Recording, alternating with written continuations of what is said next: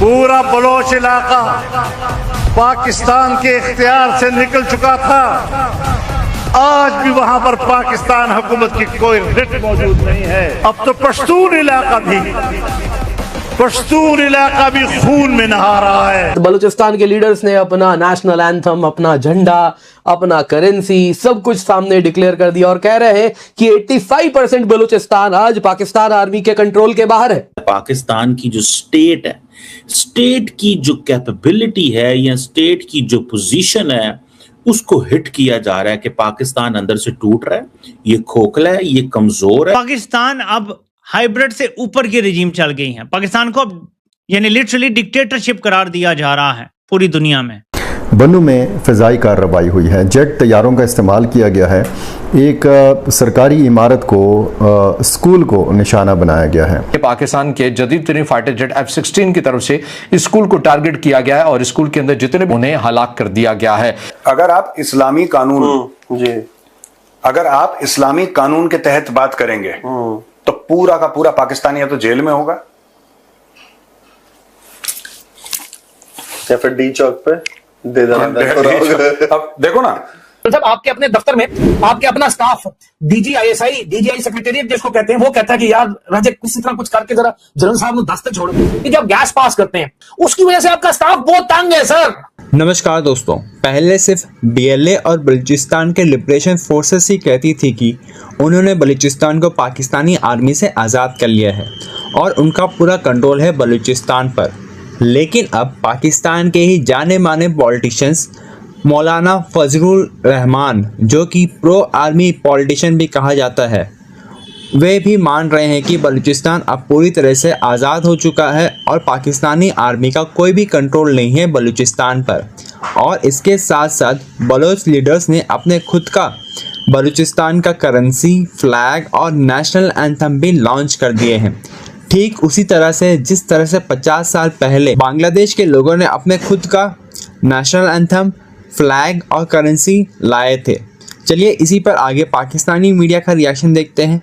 अगर आपको हमारा ये वीडियो पसंद आए तो वीडियो को लाइक करें और हमारे चैनल को ज़रूर से सब्सक्राइब कर लें। अब 80 और 85% बलूचिस्तान जो है ये BLA ने आज़ाद करवा लिया है। उन्होंने ये डिक्लेयर कर लिया है कि जी ऐलान हो गया है कि रिपब्लिक, पता नहीं क्या नाम इनको दिया है बलूचिस्तान को, कि जी यहाँ पे झंडे भी हमने गाड़ लिए हैं। अब उस जगह की तलाश है कि जहाँ पे इन्होंने अपनी बलूचिस्तान की हुकूमत कायम की है या एक आज़ाद रियासत कायम की है।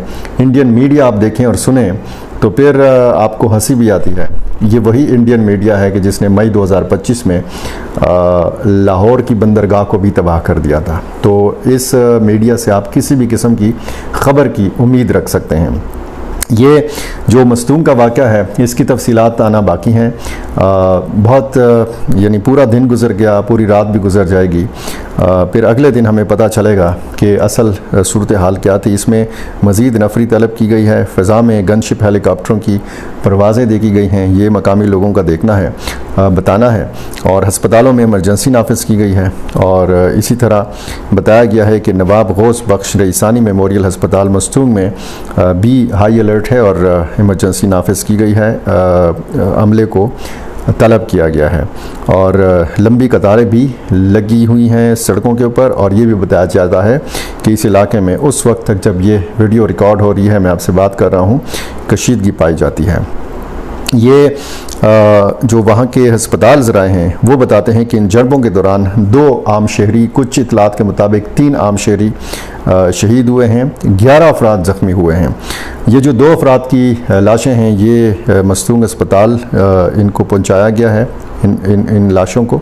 ये शहीद नवाब गौस बख्श रईसानी मेमोरियल हस्पताल है।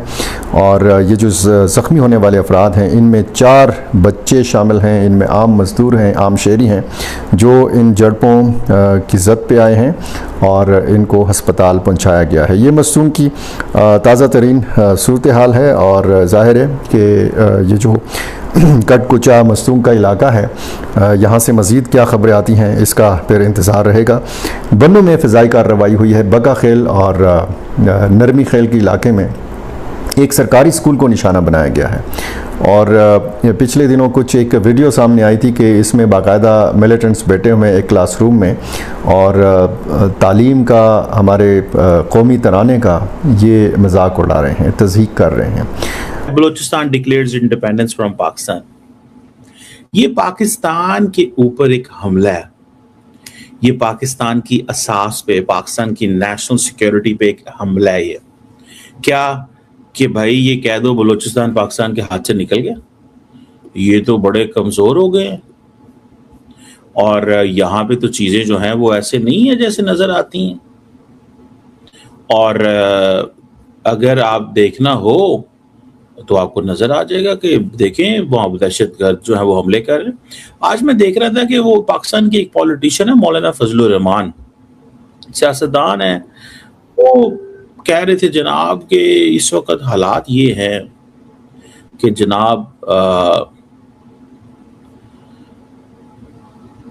पाकिस्तान की जो फौज है, पाकिस्तान की जो फौज है वो लड़ रही है तो भाई क्या हुआ, वो पैसे लेते हैं लड़ने के, समझ रहे हैं। अब दिस इज इंपॉर्टेंट कि जनाब आपके पास तो कुछ भी नहीं है, आपकी फौज लड़ती है तो हमारे ऊपर फौज एहसान करती है कोई। बेसिकली मौलाना फजलुर रहमान का भी एक प्रॉब्लम है, वो पावर में नहीं है, तो वो जारी बात है he wants to get an attraction. वो समझते हैं कि इमरान खान अपोजिशन में चला गया तो हमें कुछ ना कुछ करना चाहिए। इमरान खान वो अपोजिशन नहीं कर सका, वो जेल में है, so on and so fourth. लेकिन ये बलूचिस्तान वाला जो नैरेटिव है ना, दैट इज वेरी डेंजरस। और जारी बात है इसमें आपकी जो रियासत है, पाकिस्तान की जो स्टेट है, स्टेट की जो कैपेबिलिटी है या स्टेट की जो पोजीशन है, उसको हिट किया जा रहा है कि पाकिस्तान अंदर से टूट रहा है, ये खोखला है, ये कमजोर है। इसकी पहले क्या था, ये मांगते हैं, जैसे मिसाल को इमरान खान क्या कहता था, इमरान खान कहता था जनाब ये इनके तो बुरे हालात हैं, इनकी तो पास पैसे नहीं है, हम कटोरा लेके घूमते हैं। इंडियंस ने वो नैरेटिव पकड़ लिया कटोरा वाला, और वो ऐसा नैरेटिव चलाया इंडियन जो मीडिया के लोग थे, और उन्होंने सोचा कि पाकिस्तान को तो कुछ करने की जरूरत ही नहीं है, पाकिस्तान को तो कुछ करने की जरूरत नहीं है, पाकिस्तान तो गया, इसके पास तो कुछ है ही नहीं है, खाने को नहीं है, पीने को नहीं है। अब देखें, अब आप क्या करते हैं, अच्छा कुछ खाने को नहीं है, पीने को नहीं है, तो लिहाजा this is the best thing कि आप पाकिस्तान को वैसे ही जो है ना, ये हमारा मुकाबले ही नहीं कर सकता, इसकी वो पोजीशन नहीं है, इसकी वो स्पेस नहीं है, ये तो वो मुल्क ही नहीं है। तो अब पाकिस्तान के ऊपर हमला ये हो रहा है कि भाई ये खत्म हो चुका हुआ।